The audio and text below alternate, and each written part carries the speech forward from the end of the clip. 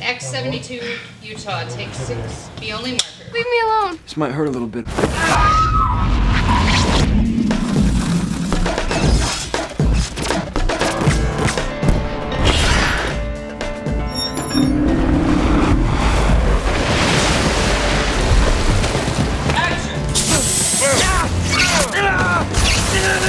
Action!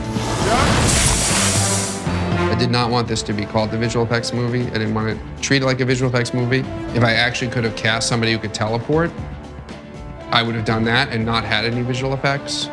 But the next best thing was to try to figure out how to keep this grounded and how to shoot it as though I found somebody who could teleport. And so we're not showing off the jumps. We're, being very matter-of-fact about it.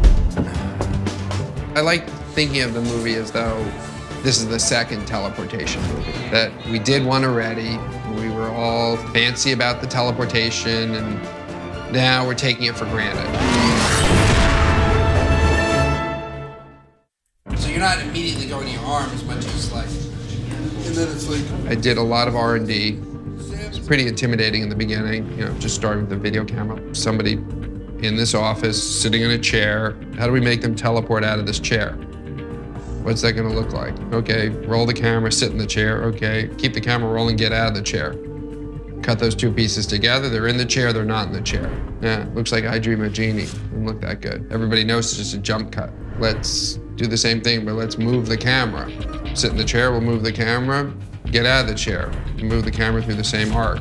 Yeah, that looks a little better. All right, well, wouldn't something happen to this chair because you teleported out of it? Wouldn't your teleportation have an impact? There's a vacuum created, and maybe my clothing would ruffle right before I jumped. All right, let's add a little air. So we'll move the camera, add a little blast of air. Let's add a little fishing line to it. Slowly, over the course of time, we evolved a jump.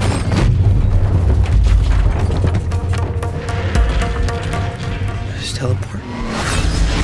We have to adjust the direction of motion, his feet. Joel Hynek, an incredible visual effects supervisor, started introducing components of, all right, we did all this stuff with the chair, but these two worlds merged for a split second. Wouldn't there be some condensation? Because the dew points are different, the temperature is different in those two places. There are 4 things that affect a jump, basically.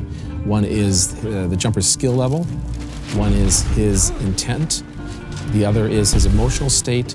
And the 4th is the difficulty. Some things you can't jump, baby! Doug was very specific what he wanted with how jumping should be. It's not like you click your heels 3 times and a bunch of stars appear and you suddenly disappear. He says it's violent and has all these very physical effects. What Doug has brought to that and what he's turned jumping into is something very real. There's almost 400 visual effects shots in this movie right now, and by the time we're done with it, I'm sure it'll be, many more than that. Doug's approach to how he was going to film the actual jump itself sometimes involved having multiple versions of the same character. So sometimes I'd go to set and there'd be 2 or 3 other people dressed exactly like me, which was a bit weird at first. Bring it down, Griffins. Yeah, boop, boop, beep, boop. Bring it down, Griffins. Boop, boop, beep, boop. And in some of the scenes, some of the characters jump 10 times, more than 10 times, 15 times. And every time a jump is made, of course, everything has to stop. Breathe. Go back right in front of her. And unfree. We have to do player shots. We have to do stuff with the green screen. With the whole jumping fight scenario, it all has to happen in the one shot. We're using 5 Griffins and maybe 3 Davids. They're all doing the same thing, but all in different places around the set.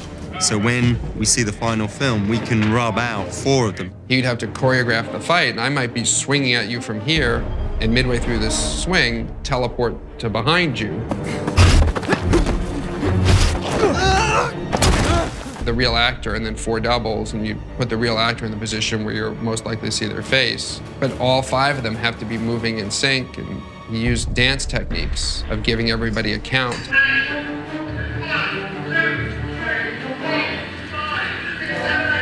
You'd watch 4 or 5 actors all having to do the same fight at the same time. What they do is they put all these black dots so they look as though they've got measles or some horrible disease. It's tracking markers, so afterwards CG can take that face and put Jamie's face on it. We brought in Weta, who's obviously one of the top visual effects houses in the world. The idea was that when they jumped, They would create a scar in the space-time continuum. There's a sort of element of ripped space hanging in the air. We're referring to it as a jump scar, but what does that look like? Basically, we wanted it to look like something that was distorting the fabric of space-time, and so as light would go through it, it would get bent around and cause what would be similar to like glass refraction. But we didn't want it to look exactly like glass. So we softened the edges and added more distortion and tried to break the shape up in a soft and kind of organic way. It's a messy two-frame dissolve. They collapse into the scar, essentially. A lot of times the simplest thing tends to be the way to go with some of the stuff.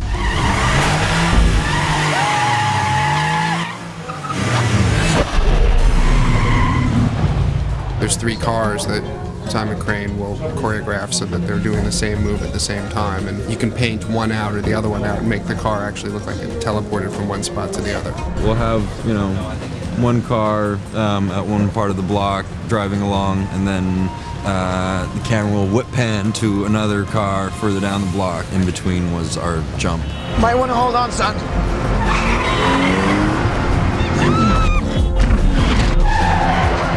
Doug actually asked us to have the car jump way up into the air, so close to the high-angle camera, and then back down.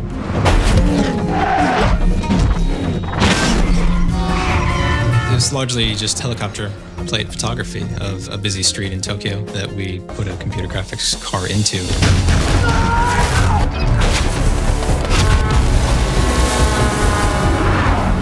You kind of either do what we did with the Bourne movies, where you're not really an effects movie and you travel to all these places, or you become an effects movie, have a big visual effects budget, and you stay in one place and then pretend like you went to all those other places.